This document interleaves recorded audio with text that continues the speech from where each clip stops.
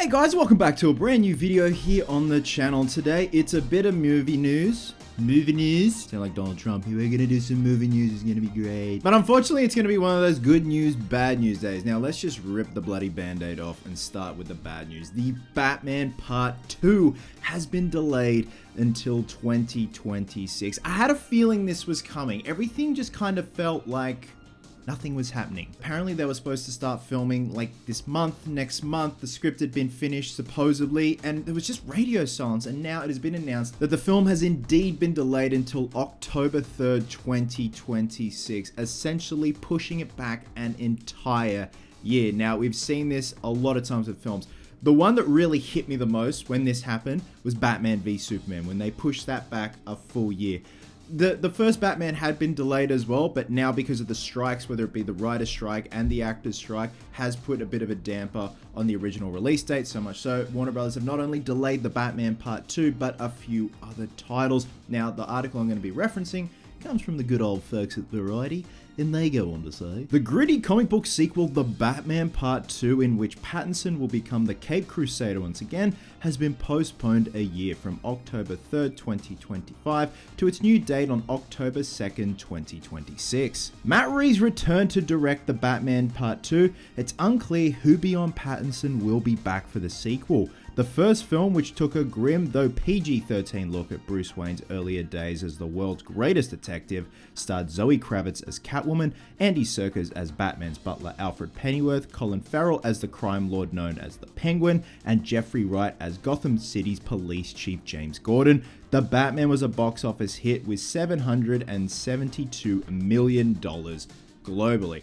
It's interesting they say they don't know who beyond Pattinson is returning. Jeffrey Wright was interviewed, I'm going to say like a month ago. He says, I'm all for it, I'm on board for Part 2, I'm locked in, I just haven't seen a script yet, which is very telling and kind of makes sense now. Now, in terms of what I want to see for the Batman Part 2, I want to see just a step up from what we see. I want to see the coming together of Bruce Wayne becoming final form Bruce Wayne by the third film. A lot of people had issues with how mopey and emo Pattinson was as Bruce Wayne. You got to understand, this is all premeditated by Matt Reeves, by the crew. This is definitely the culmination of Bruce Wayne becoming the Bruce Wayne we love and know. I definitely want to see a new suit. In terms of villains, there are murmurs that Hush is going to be included this one. There is also talk of the Court of Owls, but apparently Clayface is a definite front runner in terms of a villain. For the next installment, I would love to see Mr. Freeze. I know a lot of people say it and it's very cliche, but I would love to see a good interpretation, a classy, down-to-earth, gritty, disturbed version of Mr. Freeze. I think that could be quite interesting to go up against Pattinson's Batman. Like, in terms of the delay, there's nothing we can do. I'm just still happy that it's happening. That makes sense? I'm just pleased to be here. It's gonna suck, man. Like, it's gonna be a wait and a half, but holy shit, if it means a better product at the end of the day, then I'm all for it. But unfortunately, those strikes just really threw a spanner in the works for a lot of productions. Even if you could try and salvage as much as you can, like Deadpool and Wolverine, where they just got straight back to it, but they were also making and finishing parts of the film whilst the strikes were happening. Whereas with the Batman Part 2, they hadn't even rolled film on anything yet. Next up, we have some good news, some good horror news. Neve Campbell is back for Scream 7, which is incredible. Makes me very happy because all those months ago when Melissa Barrera was fired because of her political views on social media, and then Jenna Ortega stepped down because of her commitments to Wednesday Season 2, which I think...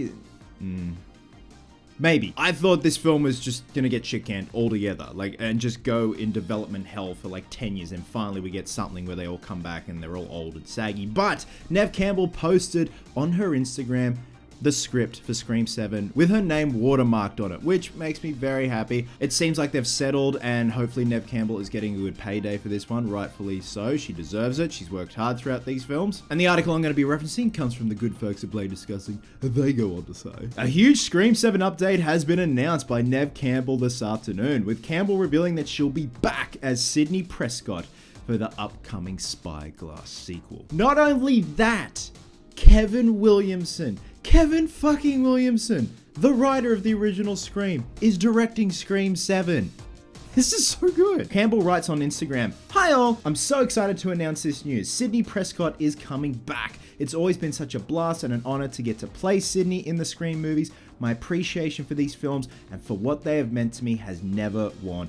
I'm very happy and proud to say I've been asked in the most respectful way to bring Sidney back to the screen, and I couldn't be more thrilled." Neve Campbell famously refused to return for Scream 6 due to a pay dispute, but it sounds like Spyglass came to her this time with a much stronger offer. With Campbell back on board and Williamson in the director's chair, Scream fans will likely be lured back to the saga despite the black cloud hanging over the proceedings after Barrera's unjust firing. So I would like to think Wes is looking down and thinking, okay, it's all come full circle. Kevin's directing one of these films finally, and Neve is back. This gives me hope in terms of the story, like the setting. Who the fuck knows at this stage? The point is, Neve's back. Kevin Williamson is directing. I think that is just amazing. I'm so happy. And I'm so happy that Kevin Williamson is getting a chance to direct one of these films. His writing on the first Scream was just oh so good. Like he definitely had this bubble around him at the time in the late 90s with his writing. He knew how to write teen dialogue.